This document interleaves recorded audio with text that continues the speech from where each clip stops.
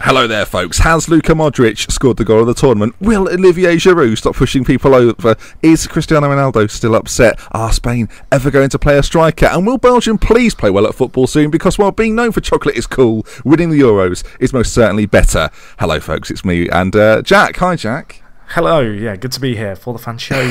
Good to be here. Show number 2. Yes, now for those that have listened in previous shows and the previews, you'll know that Jack wasn't here for some episodes, and this time it's Callum's turn, Jack. He's bailed. He has. We've kind of done a role reversal. Yeah, I will explain for the listeners. Keeno's gone to London. Internet's not very good. I mean, typical. Now what do we do? You'd think in London they'd have good internet. Yeah, you think so.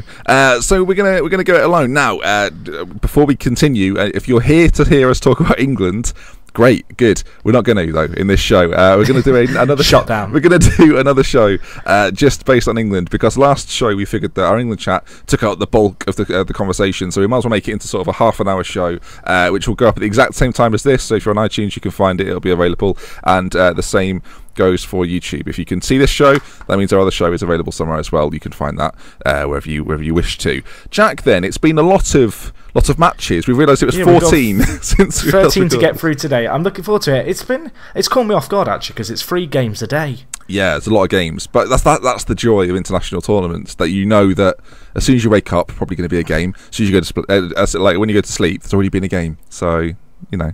Just lots of football, really. I love lots of football. So what we're going to do then, folks, is we're going to go through the groups, because rather than going through each individual game, we'll chat about each game as it kind of went. But for a lot of you listening, you will have known what happened in the games previously. You will have watched the matches, or maybe forgotten by now in some cases. But so we're going to try and analyse sort of the biggest moments of the tournament so far that we've not talked about yet on the podcast. Right, got it? 2 minutes in? I feel like we all know where we stand now.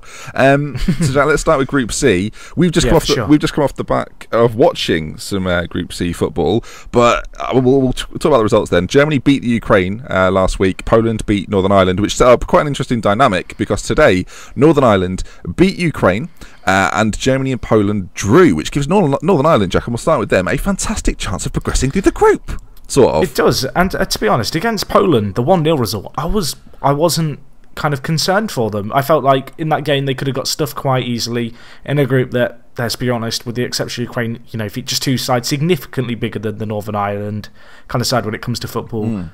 And, well, they start off with a good 1-0 defeat. I know that sounds like a weird thing to say, but I feel like that was some encouragement. And perhaps when you look at the group, knowing that Germany's that last game looming over you, you want to get something from this opening game, but they didn't. But as you mentioned, against the Ukraine, they've come out fighting, and they've got 2 goals. And, well, Will Grigg, he's not on fire because he's not playing, but the fans are singing that song anyway. Yeah. I think it's time we see him play. Even if he's... I feel like he's in the squad just so they can sing the song. Yeah, but if he wasn't in the squad, it wouldn't make any sense. That's annoying me. That, like, obviously the management of Northern Ireland know that Will Grigg is like the showpiece event of Northern Ireland's campaign this summer. Just not playing him. I feel like they know he's not going to play as well. They're going into every game thinking, I'm not going to play him. But you know, I feel like it's one of those things where people who aren't really that into football, they probably know of the Will Grigg's on fire song. They think he's like the Northern Ireland kind of talisman, the Northern Ireland Robbie Keane. Yeah. Why do they keep showing Johnny Evans? Where's Will Grigg? He's just sat over there on the bench. He's not featuring. But no, it does give Northern Ireland a great chance. And today against the Ukraine, they were great, actually. I thought, apart from the rain came down, it rained and it poured. And the hail. They played really well. Like we touched on it pre-tournament that we didn't really know how they'd get on, based on the fact that, despite the fact they won their group, we don't know how they're going to compare to the bigger teams in the tournament. I mean, beating Ukraine is not easy. So to do it in quite an emphatic fashion isn't too bad at all. You mentioned it before, losing to Poland. I mean... I think we saw tonight really how good Poland are. They've held the world champions, so That gives and that result actually, I believe, means that Ukraine are out a draw in that match. Yeah, because if Ukraine win now, they will have a worse result than the head-to-head against Northern Ireland, and they won't have as many points as Germany or Poland. So Ukraine are technically the first team out of the tournament. First team going home. Ah, sad. I feel bad now. Do we give them a consolation prize of some kind? I don't feel really bad about it. I feel like, someone's got to go out. You've been selected first. I feel like for Ukraine, we kind of talked about the fact they were really relying on one or two players, and let's be honest, I don't think they showed a lot in their first 2 games. I think those 2 players are certainly, and this is talking quite generally, I think across Europe, Konoplyanka and Yarmolenko are probably considered to be better than anyone in that Northern Ireland team. I mean, you look at season pros like Johnny Evans, and you think, he's decent, and they've got other players as well that offer that. I think Stephen Davis is probably the other one. But when you think about that Northern Ireland side, there's not too many standout players, whereas Ukraine do have a couple, and their defence is quite known as well. They've got quite a Shakhtar-based defence, so you might expect a lot more out of Ukraine. And I think they'll come out of this tournament feeling very disappointed that they've not at least beaten Northern Ireland. And again, it's no disrespect to Northern Ireland, but they'll be looking at the group and thinking that's the game that we can win. Yeah, for sure. And with this format, teams know 3 points is what you need. Not necessarily what you need, but 3 points should be inferior enough. That's what everyone's been saying going into this tournament. As this has kind of progressed, it actually looks like it might not be enough, just the way results are going. Yeah. But Ukraine would have looked at it and gone, not an easy group, but we've got to beat Northern Ireland if we want to have a chance. I don't think any team in this group, with maybe the exception of Poland, who fancied going toe-to-toe with Germany, expects to play Germany and get anything. Yeah. You mentioned, and I feel like... Sorry, I was going to say, you mentioned 3 points there, it might not be enough. The chances are, right, Northern Ireland play Germany in their last game, so that will leave them on 3 points. Chances are, 1 or 2 teams with 3 points may well make it through. So if they can keep that Germany game close and not make sure and keep the goal difference respectable, I'm pretty sure that's what it comes down to.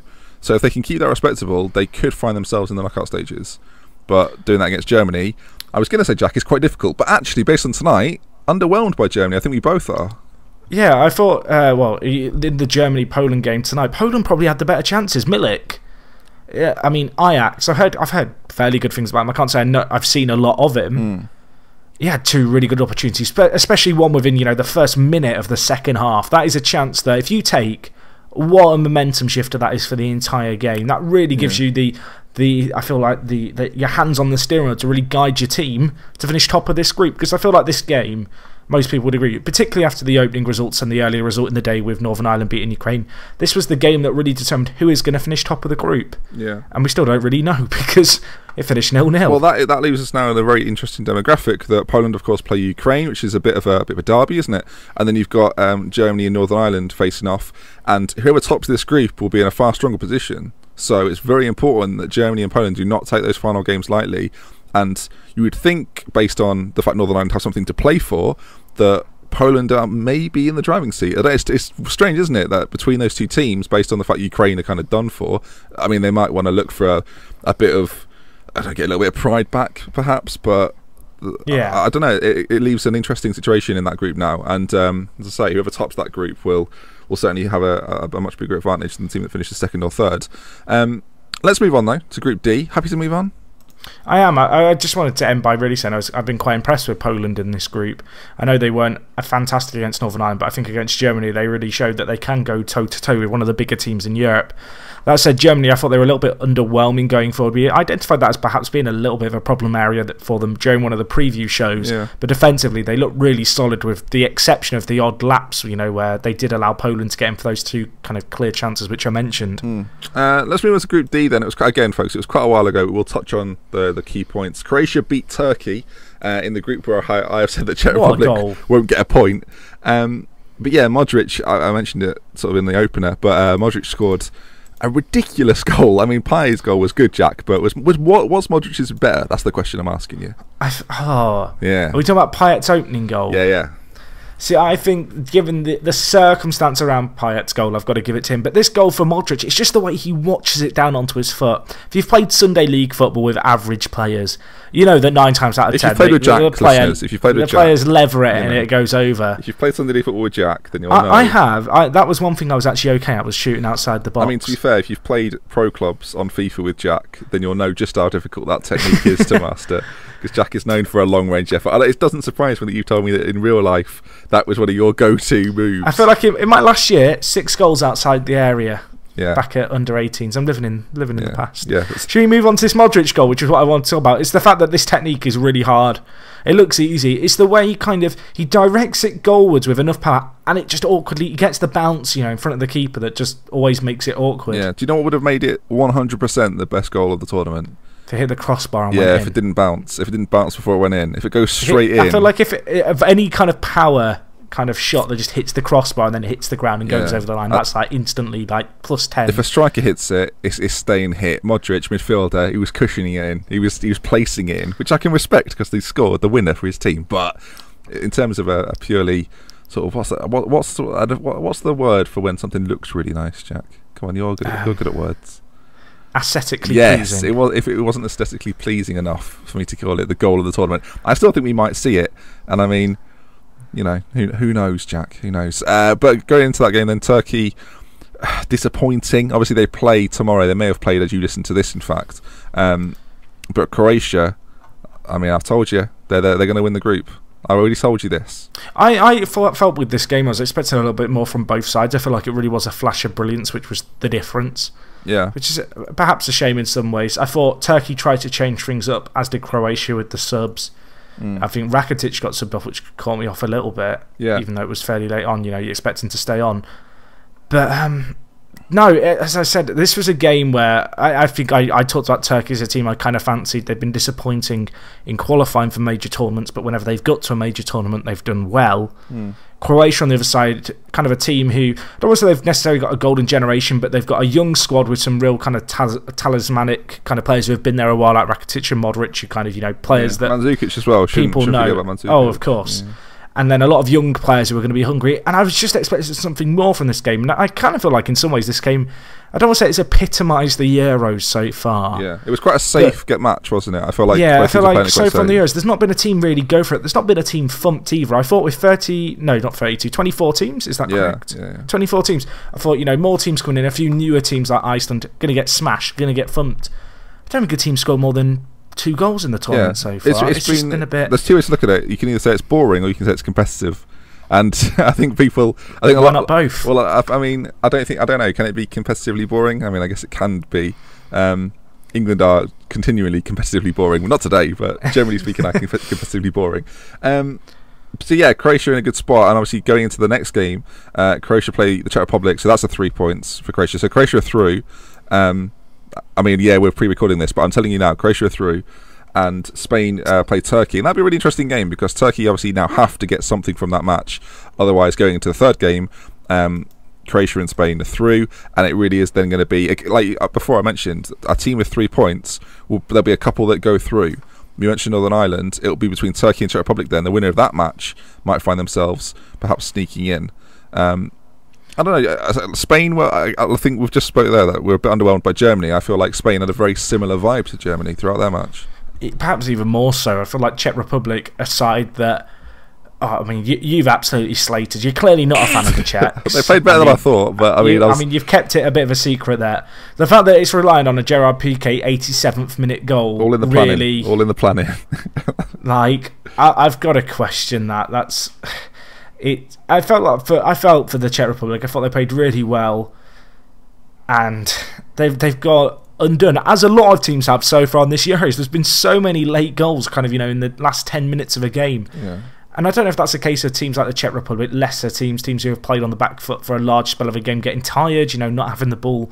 Spain, a team known for making teams run around. Well, can I quickly touch on that? Spain had 72% possession in exactly. the game. It's quite a lot of the ball that they've had. It comes down, though, Jack, to the striking conundrum that they've played Morata in the first game, whether they stick or twist will be interesting. They've certainly got other options if they want to bring him in. I think Aduriz is chomping at the bit to get a start. I was kind of surprised that I'd seen Nolito and Silva start either side of him as well. I thought Nolito was a player who I don't want to say I was surprised he was in the squad, but I feel like you look through that Spanish team, so many familiar names there, and he's perhaps a player who isn't quite so well known. Well, he had a very good season, and then in the run up to the tournament, he scored quite a few goals actually. So I think he worked his way into that team, which, I mean, all credit to him, right? If you're playing that well, for sure. Yeah. I wouldn't compare it to sort of the Leicester situation, but he's had such a decent season, and then has played well previous to the tournament that he's earned his spot, and I think credit to him. But yeah, you're right though. He's not a familiar name in that Spanish side by any stretch. And but with David Silva, I think he's always been a bit of a familiar face. 100 caps, I believe, was this game. Yeah. I think he's the 11th player ever to do that. Mr. Reliable. I mean, I think looking at it from a Spanish point of view, that last tournament, obviously they went out in the group stages, had a really poor time. They got thumped by Holland and or the Netherlands, whatever you prefer. The Netherlands. And to get themselves a win here, to put themselves in a really strong position, I think they'll be really pleased with it. The game against Turkey will be interesting. We've touched on before. Turkey have got some very dangerous players if you let them play. Ada Turan, Canaloglu are like sort of the main attacking ones. I think they've really got a point to prove as well. Well, Turkey. yeah, they've played. In my opinion, I thought they were quite poor against Croatia. I thought Croatia had it quite easy. So it'll be interesting to see them fight back. And with the Czech Republic, thanks for coming, boys. I think they might beat Croatia. I want a three-way tie with every team on 4 points. You think the Czech Republic might beat Croatia? I hope. I mean, I'll do a £5 bet with you now. I really want them to do something just so you feel bad. No, I won't feel like bad. Slating them and disregarding them. It'll be the greatest triumph since... I mean, now the new example is Leicester City, isn't it? With the greatest triumph since Leicester City. But no, Spain and Turkey going into that group, they were the favourites, and so far it's playing to form. We'll move on then to Group E. We'll come to the Titanic clash in just a moment, Jack. We'll start with Wesley Hoolahan. See, I thought you were going to be really witty there and go, we'll start with Belgium and Italy. No. Because that's the kind of thing you good, do. Yeah. Well, I mean, shall we re-record that bit, or do we just carry on? No. Cut it, right. We'll go again. Okay. The Czech Republic, I'm obsessed. The Republic of Ireland, sorry. The Republic of Ireland drew with Sweden then, the Wesley Hoolahan finish. I mean, Norwich have got more goals than Bayern Munich, Jack. Thoughts? Yeah. Thoughts? I mean, Wesley. Yeah. It was a lovely strike. I've never seen him use his right foot before. So I've not seen him do that all year. I feel like Norwich fans are sat there going, who's this guy? Well, it was a fantastic finish. And actually, talking about the game, I thought the Republic of Ireland looked really good. I thought... I don't want to... Sorry, that sounded really surprised, but I was a little bit surprised, if I've been honest with you. One of the more... what do I say? I was going to say established. I don't think that's the right word. One of the more accomplished performances. I know they've drawn the game, but they certainly didn't look overawed by the situation. I think pre-tournament we were a little bit worried that Zlatan would turn it on and that Belgium and Italy would be too strong for the Republic, but actually they look quite good, I thought. Yeah, I feel like that was kind of the talk of these kind of last two groups in Group E and Group F. It's kind of going to be, there's the Ronaldo group and there's the Ibrahimovic group. Yeah. And I feel like Ireland have kind of really proven a point in this game. Well, so much so that Sweden, I think they're the first team in Euros history to score without having a shot on target. I think the last one was like 30 years ago. Doesn't count. That's the stat I saw. 30 years of hurt. I mean, we've got to give a round of applause to Kieran Clark because he has represented Aston Villa here at the Euros fantastically. I'm applauding. I feel like Keeno's avoided today's show because he didn't want to take responsibility for Kieran Clark's own goal. I mean, I didn't expect Aston Villa to have an impact here at the Euros, and I've been proven wrong. It was a magnificent effort, I thought. The way he cushioned it. Zlatan put the ball in. I feel like he thought, there's Zlatan Ibrahimovic. He's one of the world's best players. I would love to score from an assist from him. So I'm just going to gently nod it past there we go. It's a goal. Why is everyone angry at me? Why are you looking at me like that for? Is everything all right? Zlatan, I was half expecting him to run off and celebrate with Zlatan in the corner. Yeah, well, Zlatan looked frustrated throughout the game, actually. I don't think he had a particularly good game. We've touched on before that some teams have got a superstar and they are depending on those superstars to step up, and I thought Sweden were a little bit fortunate. I dare say they controlled the game, but without a shot on target, didn't look overly threatening to an Ireland team that looked relatively comfortable, as I said before. I think that's the biggest disappointment for Sweden is they had kind of 7 shots in this game. They haven't hit the target. They've not tested the keeper. They've relied on a massive element of luck really to get anything, and I worry for the Republic of Ireland, particularly with this group with Belgium and Italy being the other two kind of teams. They might look back on this game as being 2 points missed out on that they really needed to get. Yeah, I think though, saying that, Ireland played Belgium next, and Belgium did not look good. In fact, I think they looked really, really amateurish at times against an Italian side that...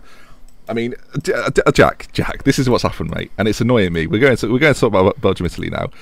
How many people have you seen since that Italian performance going, I've always said Italy had a chance at this tournament. They're going to win this tournament. They're dark horse. They're my dark horse. It's like, I actually think they might reach the semis. That was so many people came out of the woodwork. No one was backing them. Everyone was going. It was a very Italian performance. I know that's a really stupid thing to say. I love the fact, I feel like the theory behind Italian football, them playing kind of with 3 centre-backs and 2 kind of wing-backs, so that each centre-back can take one of those yellow cards to prevent a breakaway. Yeah. Because it happens so often in this game. Belgium look very frustrated.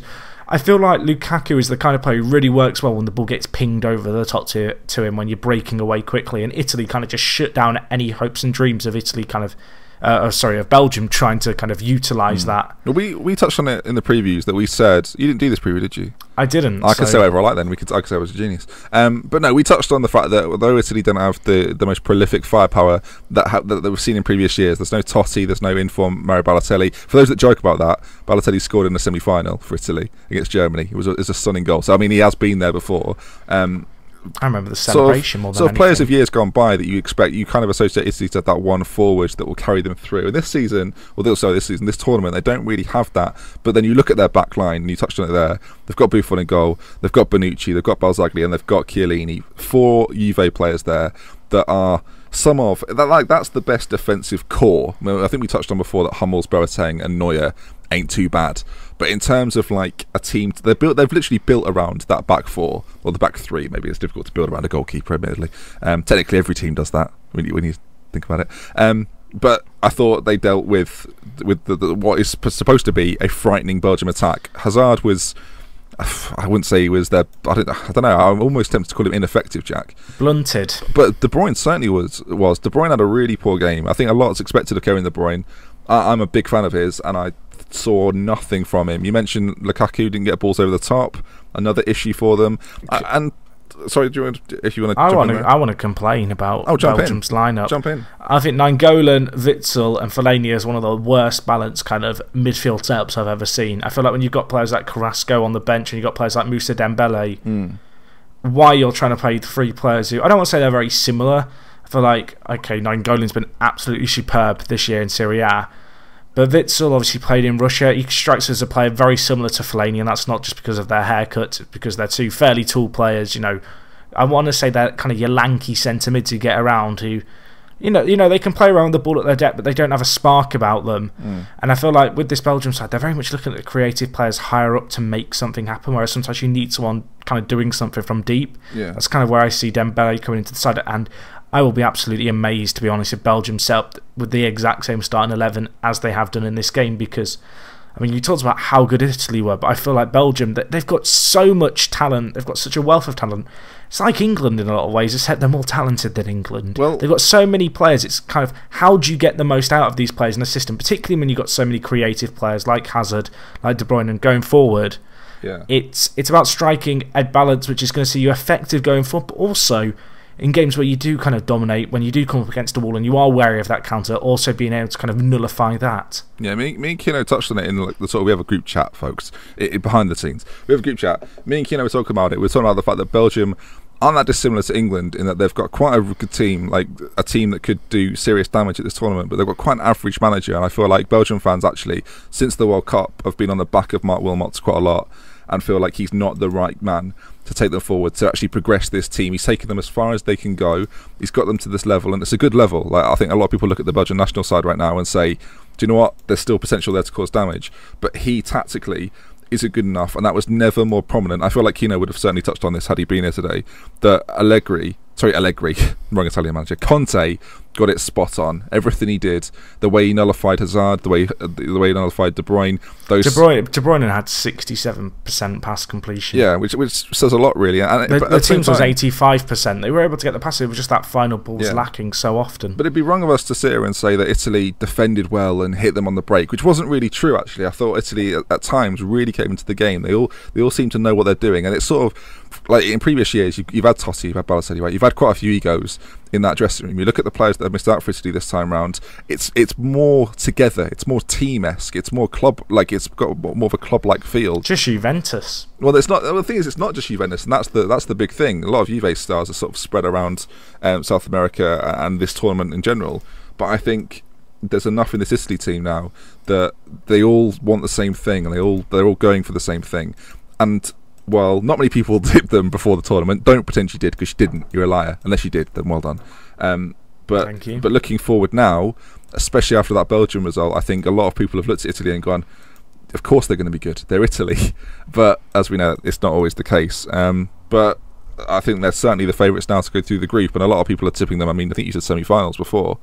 Like, you think they could do some damage? Yeah, for sure. They've got Sweden in the next game. I think that's 3 points there, and that's the league wrapped up pretty much for them. Yeah, but it makes the next few games interesting. We touched on it before. Like, Belgium play Ireland next. That is a huge game for both sides. If Ireland get that win, Belgium are staring down the barrel of having to play a very difficult match if it doesn't go their way. So it's going to be curious. I did kind of sit watching the Belgium-Italy game very early on, thinking I could see one of the whoever loses this game potentially just missing out altogether on the third place spot. Well, if Belgium want best place, third place. If Belgium want a good run, Jack, they've got to win.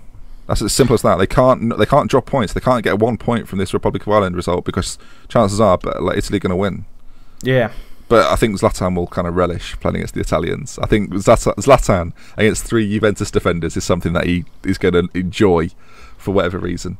And that'll be an interesting game as well. You feel like Italy didn't have a great deal of the ball against Belgium. They'll have more of it against Sweden. Different challenge for them. Yeah, it's going to be fascinating to watch. Any more you want to touch on in Group E? No, not really. As I said, I think it's probably the most interesting of all the groups at the moment. Yeah, I think we spent a little bit longer chatting about that one. Right then, let's go to the Cristiano Ronaldo group. But it's all about Hungary, Jack. Corelli in goal with his lovely pyjama pants. Me and Keeno touched on this a lot in the preview shows. It was a hot day in Marseille, Jack. I've got to be honest. I went to watch England play back when they had to play at Old Trafford. You know, when Wembley was being done up and the playoffs were at the Millennium Stadium. And I think it was I want to say World Cup 2006, like 10 years ago. And I remember watching England v Hungary, and I remember nothing about this game except Mexican waves and Kilrari in goal. Well, it's a standout moment. He's fun for that's the highlight of my life. It was the fact when I was that keeper with the 3 quarters. That's not 3 quarters, Jack. It's pyjama pants, mate. Well, whatever they are. There's one picture on the internet of him in shorts. Only one. He has to. Okay, when he retires, he has to start a business selling them to other goalkeepers. After we recorded our preview show where we spoke about him, I thought I'm just going to double check that it's not some sort of medical condition or a reason like that. He just likes it. He just likes wearing them. He just feels comfortable. He wears them at all times with football socks. He just never takes them off. Well, the reason he wears them is because when he was growing up, he used to play on harder pitches or like dirt pitches almost. So when he used to dive, it didn't hurt as much. So there is method behind. I don't want to call it madness because it's lovable. I think. I bet he has them all padded inside. Can you imagine? Well, I think me and Keeno did debate whether they're robotic.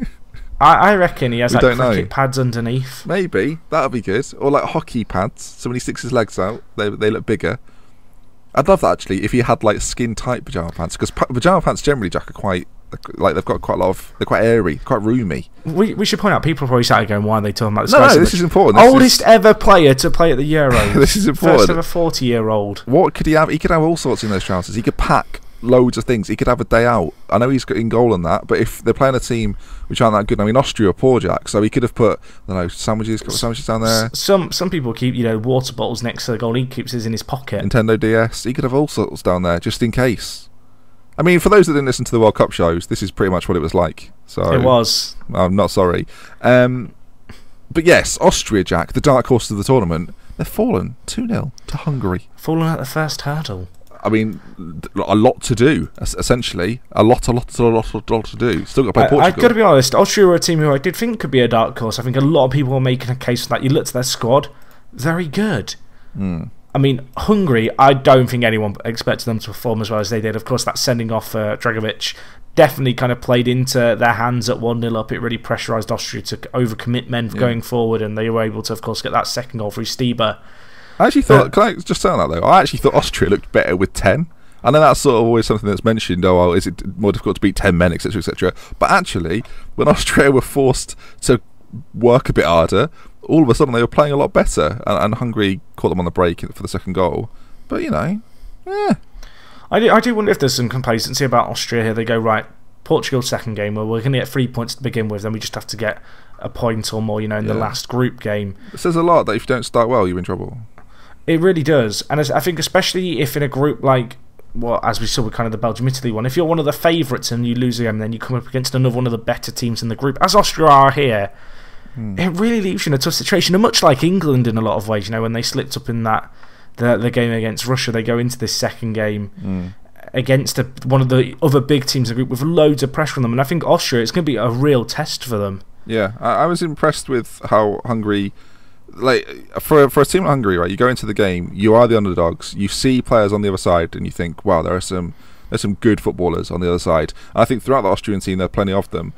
From the Austrian side now, you think, right, get the job done, as you say, get the job done, go into Portugal. And this is a game that Portugal have to win after slipping up against Iceland, and Austria have to win. This could be one of the most back and forth. Like, I can feel that the first 20 minutes might be a little bit tetchy, but then one of those teams is going to have to gamble, because otherwise they're both going to be in horrendous positions. Hungary have got to win. The winner of Iceland-Hungary will have like a decent footing. Based on like how the group has gone, how you expect it to go, going into the last fixture, this group is going to be fierce, Jack.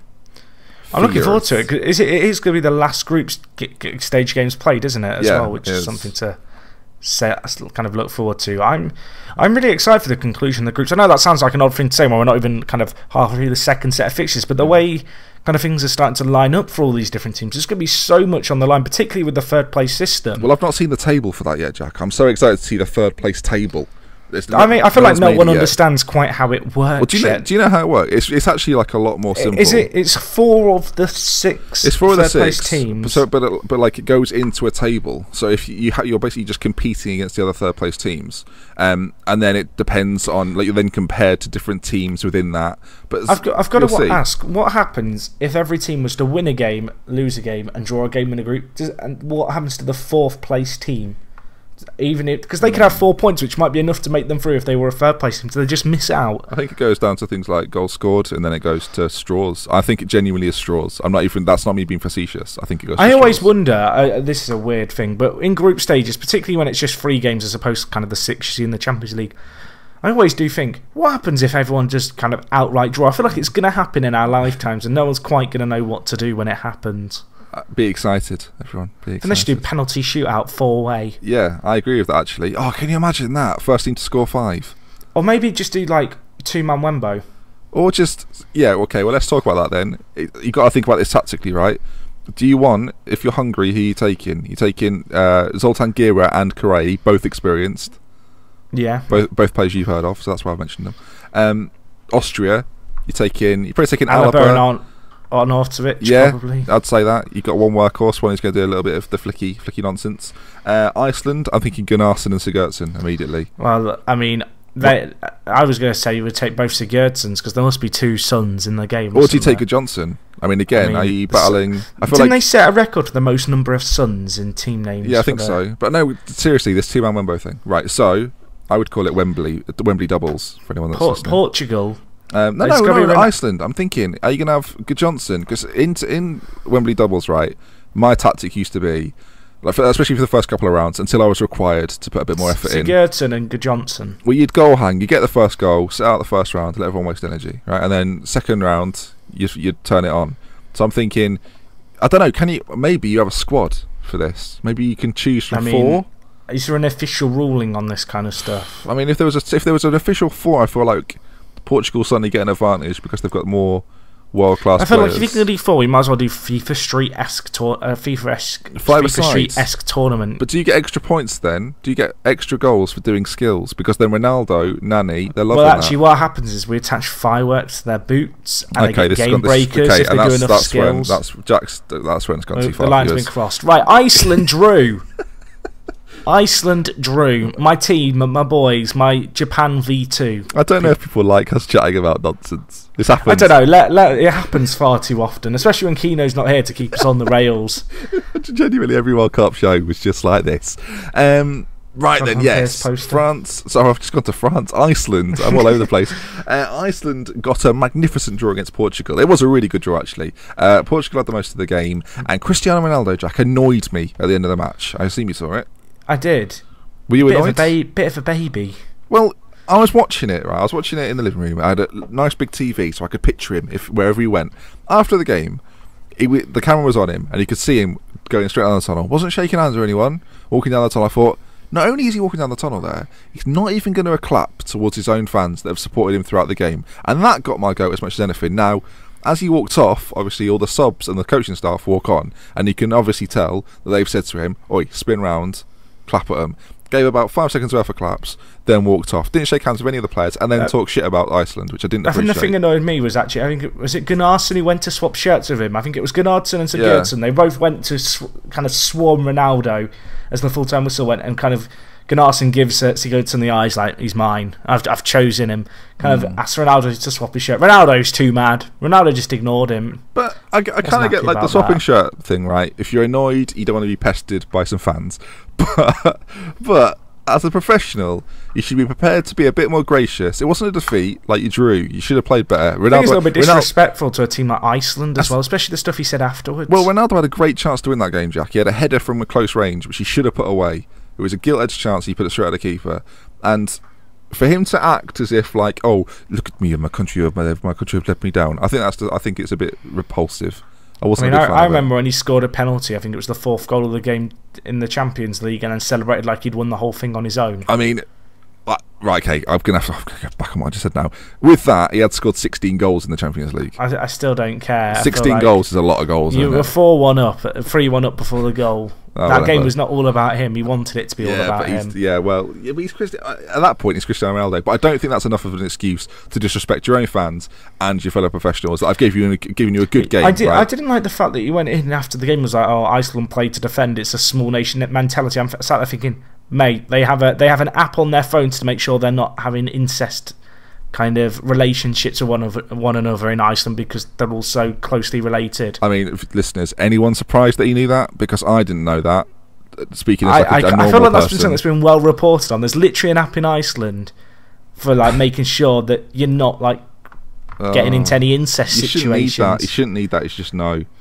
That's that. With Iceland, no one leaves Iceland and no one enters Iceland except to go on holiday or to go across the Atlantic. Or to go to the Euros, apparently. Okay, well, thanks for that, Jack. Thanks for lowering the tone to incest chat. I think it's a serious discussion to be had about Iceland. Again, viewers, 30 shows of this.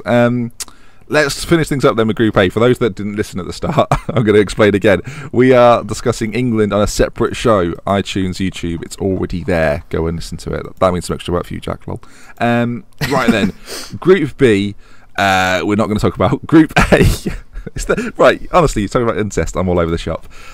Romania drew. I mean, you are from Norwich. I'm not from Norwich. You know that. We were born in the same hospital. So stop this. Whatever you say, we were born in the same hospital. So stop this. Stop this. Surprised you do you have an app? I mean, be more descriptive, Jack. What app are you talking about? To prevent incest. I don't know if they might have brought it over from Iceland. So Romania drew with Switzerland. I mean, Keeno would not let us do this. It's done now. If he's listening, hello, he won't have listened though, so it's fine. Yeah, Romania drew with. I mean, I don't care anymore. You've ruined this. Romania drew with Switzerland in a game which puts Switzerland. No, I wouldn't say under pressure. Would you say under pressure? Is that harsh? When they won their first game, they got 4 points. They're probably going to make it through, but it's not as comfortable as people might have thought. I think it cast some doubts on them. I think they're a team who going into this, people very much had kind of ahead as a clear-cut second-place team in this group. A bit like Austria, do you think? They had a similar vibe to Austria going into this? Yeah, perhaps. I feel like in this group more so perhaps just because of the fact I don't know, maybe Albania and Romania are comparable to Hungary and Iceland, but either way, Romania really impressed me. I feel like pre-tournament, I wasn't really expecting a lot from them. You know, they struggled. I think they'd lost to Ukraine 4-3.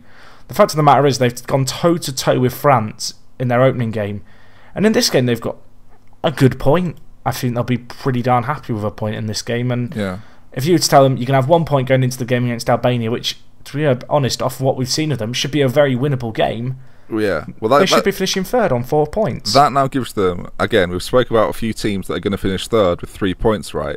Romania now have a really good chance, based on their point against Switzerland in the opener, have a really good chance of qualifying. The only thing that will stop that is an Albania win. And the Romania-Albania, it's nice to say, folks, as well. The Romania-Albania match is going to be a very key game in the context of this group. France are through now, of course. I think to officially top their group, they just have to get a point against Switzerland, which, I mean, we've not been overly convinced by the French. What happens if... Here we go. Sorry, if Switzerland lose to France 2-1 and Romania were to beat Albania 2-1? Sorry, 1-0. What does that leave us at, Jack? Switzerland and Romania would have the exact same points totals and goal difference. And they will have drawn as well. Yeah. What happens? Straws? So I'm thinking we do some sort of five-a-side. Go back again. It's really weird. It's really indicative of this tournament, though, just how tight it is in all these groups. Yeah, I don't know what happens. I would assume it goes down to goal scored, but is that still the same? Postcard. Yeah, because we clearly don't know when we probably should do. So Albania have got it all to do, and France now, Jack, after beating them, people were saying France were a little bit lucky. Do you think they're a bit lucky? Pogba and Griezmann dropped. Yes. I feel like if you watched the game, I don't think there was a shot on target till the 80th minute. I think I switched off at about the 60th minute for 10 minutes to watch Stan Collymore streaming from the streets of Lille. I mean, that's confusing, isn't it? I wasn't expecting to talk about that, but he's doing like rogue reporting to the nth degree. And I wish, Stan, that I thought you were doing it because you're really into like your investigative journalism. You're trying to be the new Ross Kemp. What I actually think he's doing, Jack, is that he's hoping that other TV networks will see that, and then Stan Collymore gets to put his face on every TV news sport network on the planet. I think he's hedging his bets for a move to the US. Well, because he just wants to be on the ground. He wants to be an on-the-ground reporter. He's not interested. If you don't know what we're talking about, would you perhaps explain? Obviously, people know about the well-documented hooliganism conflicts. I realise that, Jack, actually. We should explain who Stan Collymore is. So Stan Collymore is a former ex-professional who now works for TalkSport, which is a radio show that basically tries to bait in listeners. And then like they say something like, yeah, well, would Ronaldo get into the Arsenal team right now? And then you get loads of infuriated football fans ring up and go, of course you go to the Arsenal team, ruff, ruff, ruff, ruff. And then you get one Arsenal fan going, and then they sort of have a baity Arsenal fan. I'm not just having a go at TalkSport, Jack. You'd have a baity Arsenal fan come in and be like, well, just for the record, if TalkSport ever want to get in contact with me, I'm not saying anything bad about you yet, so doors open. I mean, for Jack's benefit, I'll just stop there. Basically, Stan Collymore, ex-professional, now journalist, on the streets of... A journalist who just uses Periscope to stream himself, like getting drunk, really, and seeing loads of drunk fans come up and go, Stan, can I have your photo, mate? Yeah. That's literally what it is. It's beautiful. This has been a weird show today. I mean, Keeno's not here. We've gone back to our roots. Yeah, we have. Anyway, that's what I did during the second half, because it did get pretty poor. So well, I'll tell you what France... Collymore getting tear gas thrown at him. I'll tell you what France did. Griezmann came on, scored a lovely header, cushioned header. He's a beautiful boy, Griezmann.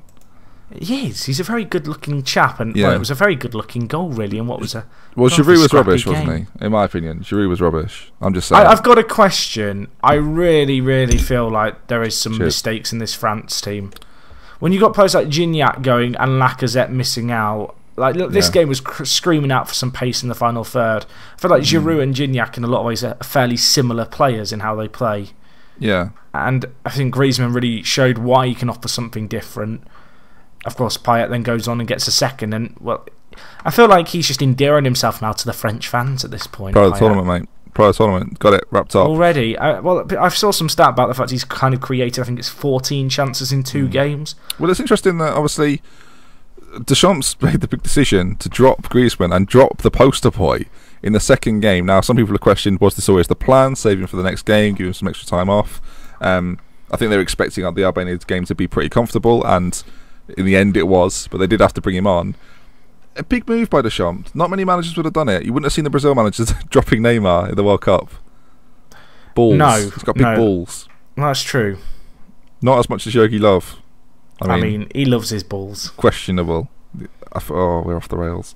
So going into this final set of fixtures, are you thinking it's just going to be a France-Switzerland top 2, and then it really will be the Albania-Romania? I mean, who are you calling, Jack? We're not asked for predictions so far. Who's getting third in the group? Albania and Romania, and if whoever it is, will it be enough to go through? I think they'll draw, and if they draw against each other, that screws everything. That screws them both.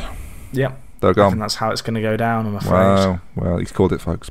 Right then, I think for the good of us and you listeners, that brings us to the end of our roundup of all the group games. We've had some fun chat, I think. It's just been some fun chat. We've been like mates at the pub. That's how I feel. I mean, that's the for the fans kind of approach. We're like mates at the pub. We're not professionals. I feel like there's quite a lot of podcasts. There's a lot of podcasts who kind of sit around in a panel and they think they're Antoine Ferdinand, Ian Wright, and Thierry Henry. And Slavan Bilic. Yeah, we're not. Keeno thinks he's all three of those combined, but we're not. Me and Jack are realists, aren't we? I'm trying to. We're Stan Collymore and one of the guys he met on his walkabout.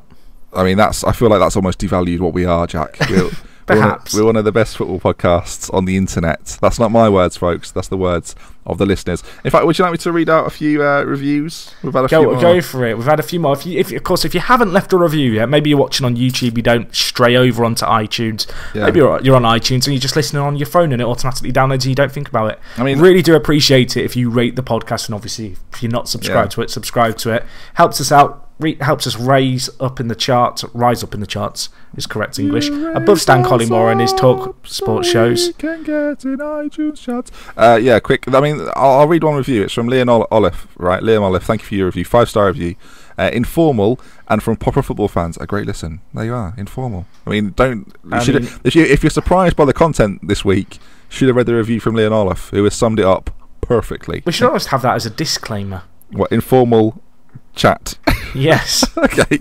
Right, then that is going to bring us to the end. You can find us on Twitter at For The Fans Show, on YouTube For The Fans Show. YouTube.com/ForTheFansShow. ForTheFansShow.com is what I was going to say. If you ever listened on YouTube, please leave a like, and if you want to comment on anything we've said, please do. Jack gets annoyed about it, so I mean, by all means. Had someone tell me that Modric wasn't 30 this week. He deleted his comment after I linked him to the Wikipedia profile of Modric. Good sources. Always clarify your sources. Right then, that is going to bring us to the end of the show. Keeno, thanks for joining me. No mind, mate. And Jack, thanks for being here. Yeah, no worries. England show coming up shortly. Yeah, have a listen to that, where I'm going to be far more positive than I was last time. We'll see you again soon. We love with care from me, Dr. Benji, otherwise known as Ben. We'll see you again. Bye. Jack, say bye. Bye. Oh, no, that's a bit piercing for the ear, doesn't it? Says goodbye.